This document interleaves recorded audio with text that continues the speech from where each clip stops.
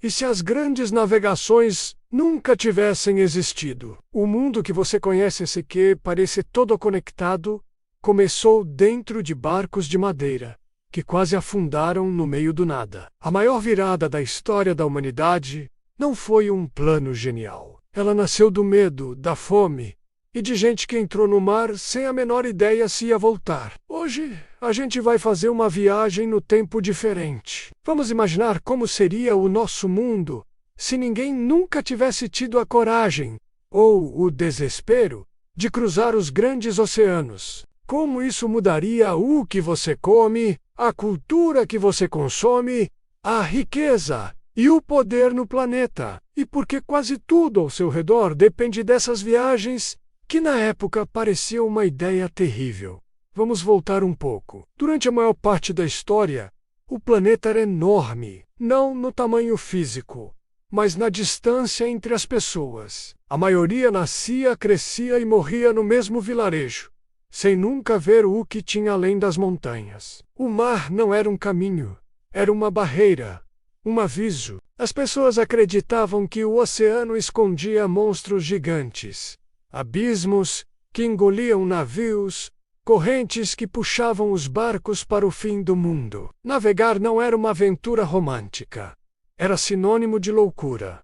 O mundo era dividido em bolhas. A Europa, com seus reinos pequenos e sempre em guerra. A África, com reinos organizados e rotas comerciais internas muito fortes. E a Ásia, que era de longe o centro econômico e tecnológico do planeta. Ninguém ali parecia achar que isso precisava mudar. Então, por que mudou? As navegações não começaram por curiosidade ou por um espírito aventureiro. Elas começaram porque a Europa estava encurralada. Pensa comigo.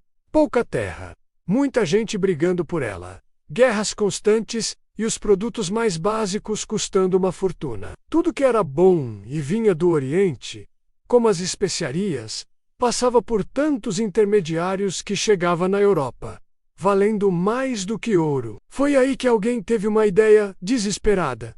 Se a gente não consegue atravessar a terra, que está bloqueada por outros povos, talvez a gente consiga dar a volta pelo mar. Não era um plano brilhante. Era o único plano disponível. Eles partiram com navios frágeis, mapas que eram mais fantasia que realidade, e instrumentos de navegação super imprecisos. Mesmo assim, eles foram... Agora, imagine que isso nunca aconteceu.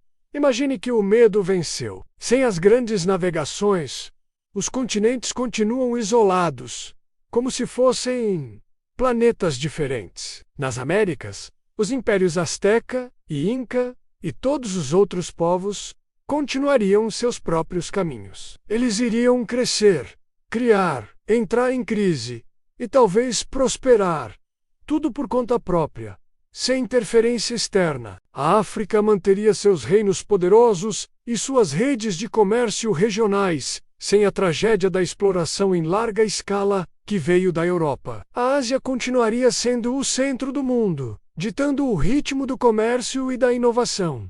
E a Europa? Bom, a Europa ficaria pequena, sem o ouro e a prata das Américas, sem as terras novas, sem o acesso direto às riquezas do Oriente. Ela continuaria dividida, relativamente pobre e presa em seus conflitos internos. O equilíbrio de poder global que a gente conhece simplesmente não existiria, e o seu dia a dia seria completamente diferente. Sem as navegações não existe comércio global. Pensa no impacto disso na sua comida. Sem essa troca entre os continentes, não existiria batata na Europa, o que significa que não existiria batata frita como a conhecemos. Não existiria tomate na culinária italiana. Imagina uma pizza ou uma lasanha sem molho de tomate. O milho não teria se espalhado pelo mundo.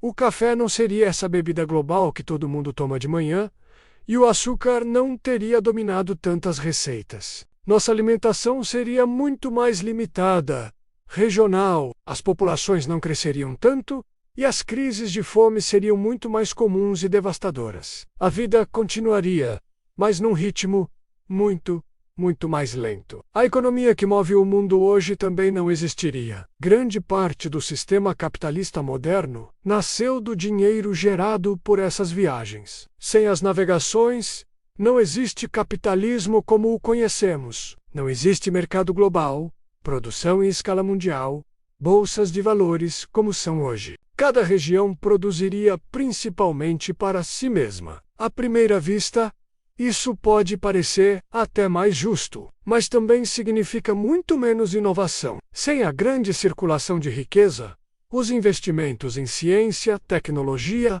e indústria seriam raros e pequenos. O progresso aconteceria sim, mas a passos de tartaruga. A história, como a gente aprende, perderia velocidade. O renascimento europeu, que foi financiado em parte por essa nova riqueza, provavelmente enfraqueceria. A revolução científica, que dependeu da troca de ideias entre culturas, demoraria muito mais para acontecer. E a revolução industrial talvez nunca acontecesse da mesma forma. Todo esse processo dependeu de três coisas que as navegações trouxeram: novos recursos, muito capital e, o mais importante, uma troca intensa de ideias. O mar foi o fio que conectou tudo isso. Sem ele, o mundo continua girando, mas nunca acelera de verdade. Mas existe um lado positivo muito claro nesse cenário alternativo. Sem a colonização em massa, o mundo seria um lugar com uma diversidade cultural muito maior. Muitas culturas que foram dizimadas ou suprimidas teriam sobrevivido. Milhares de línguas que desapareceram continuariam sendo faladas. Tradições e conhecimentos ancestrais não teriam sido apagados. O mundo seria um mosaico de culturas muito mais vibrante. Cada região desenvolveria suas próprias soluções, suas próprias crenças, suas próprias histórias. Mas essa diversidade teria um preço: o isolamento. As ideias não viajariam para longe. Uma descoberta científica feita na China poderia levar séculos para chegar na Europa,